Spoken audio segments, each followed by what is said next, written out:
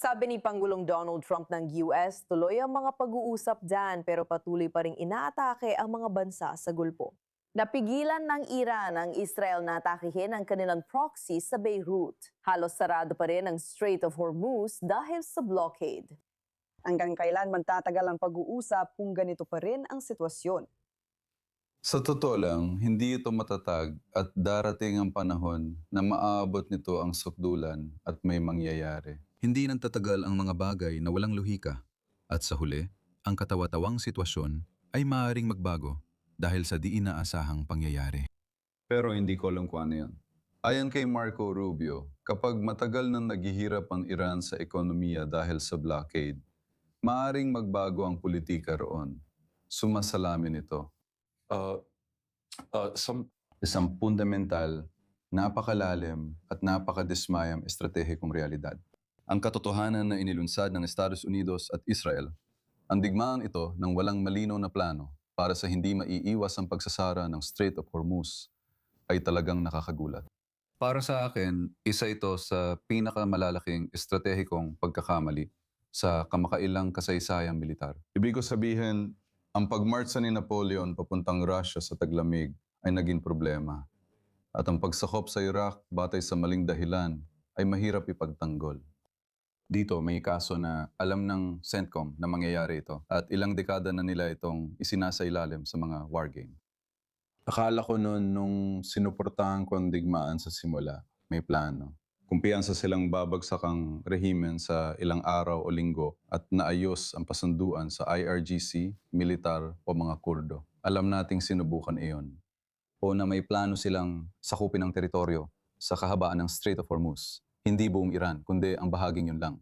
O alisin lahat ng kanilang missile launchers at wasakin lahat ng kanilang drones na sana ay mahirap gawin. Pero wala talagang kahit ano, malinaw na wala. Umasok ang US dito kahit wala ang Western Alliance sa kanilang panig. Kung gagawin man ito, dapat sana ay ginawa ito na handa ang NATO na gamitin ang lahat ng puwersa nito laban sa Iran at siguraduhin na mananatiling neutral ang China kahit papaano. Wala naman nangyari sa mga ito. Kaya ngayon, kung ipagpalagay na ayaw ng US mag-umpisa ulit ng armadong labanan, ang pinakamababang masamang opsyon na nakikita ko ay hindi lang ipagpatuloy ang blockade, kundi palakasin pa ito hanggang sa maging kumpletong blockade at embargo sa dagat, lupa at himpapawid. 360 degrees na suportado ng mga kanluraning alyado. Ibig ko sabihin, lahat ay kailangan magkaisa dahil ito talaga ay at dapat na Iran laban sa buong natitirang bahagi ng mundo. At ibig ko sabihin, ang China rin, naunawaan ko na ang China ay nag-aangkat ng bahagi ng langis nito mula sa Iran. At iyon ang karamihan ng iniluluwas na langis ng Iran. Ngunit hindi ito umaasa rito at ayaw din itong magtagal ito. At ang tanging paraan para maunawaan ng IRGC na wala sila noong estratehikong asymmetric na estratehikong kalamangan na iniisip nilang meron sila ay ang buuin ang isang ganap na determinadong international na alyansa. Para rito, kailangan ni Trump makipag-ayos sa mga Europeo. Kailangan niyang gawin ang isang bagay na maaring hindi pa niya nagawa sa buong buhay niya. At iyon ay humingi ng paumanhin sa pagbabanta sa kaalyadong NATO na Denmark ng pagsakop sa Greenland. At iba pa, at iba pa, at iba pa. Kailangan ito ng isang bagay na kulang ngayon sa US. Ang mahusay na diplomasya.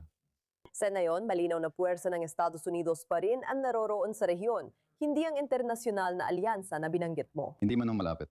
Jonathan, ayon sa CENTCOM, pinabagsak ng US forces ang ilang Iranian projectile na pinaputok sa mga estado sa Gulpo. Malamang makakakita pa tayo ng mas marami pang pagganti mula sa Iran laban sa mga estado sa Gulpo. Gaano katagal kailangang manatili ang puwersa ng US sa rehiyon para protektahan ang kanilang mga alyansa sa Gulf at sariling mga base? Sa tingin ko, mananatili sila rito ng matagal dahil gaya ng sinabi mo, kung ayaw mong bigyan ng pakiramdam ang Iran na sila ang nananalo, na nararamdaman na ng mga Iranian ngayon, pakiramdam nila ay sila ang may kalamangan. Depende sa interpretasyon kung totoo to o hindi dahil may kanya-kanyang pananaw ang bawat panig. Pero kung ang mga puwersa ng US na yon, kapag hindi ibinigay sa Iran ang lahat ng gusto ng US na ipagkaloob, kapag gumanti ang Iran sa lahat ng bagay at umatake sa mga bansa sa Gulf at nagdulot ng kaguluhan sa Kuwait sa isang iglap. Para hindi maramdaman ng Iran na sila ang nananalo, kailangan mong panatilihin dito ang mga puwersa mo bilang panakot ng matagal.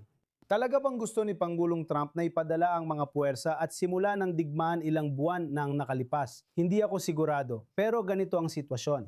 Kung iuwi mo ngayon ang mga puwersa mo sa Estados Unidos o iba pang lugar, parang sinasabi mong nakuha ng mga Iranian ang gusto nila. Sa palagay ko, ayaw yon ng Pangulo. Isa pang pagkakamali ay hindi ito na iparating sa mga Amerikano o sa mundo. Ibig ko sabihin, kung ang plano ay magkaroon ng pangmatagalang blockade or pangmatagalang presensya ng mga pwersang ito, maapektuhan talaga ang pandaigdigang ekonomiya. Isa pa itong dahilan para magbuo ng international na koalisyon para ipaliwanag sa mundo ang kahalagahan nito. At ang paparating ay isang panahon ng paghihirap na parang, alam mo yan, parang gamutan sa cancer. At wala ni isa doon ang ginawa. Hindi naging popular ang bigmaan mula simula dahil hindi ito naipaliwanag. Sa kasamaang palad, ang makatarungang digmaan laban sa tunay na demonyong kaaway ay kailangang maglaho sa mundo. Ay isinusulong ng dalawa sa pinakaproblemadong leader na namumuno sa isang demokratikong bansa ngayon, kung hindi man sila ang dalawa sa pinakaproblemado sa lahat.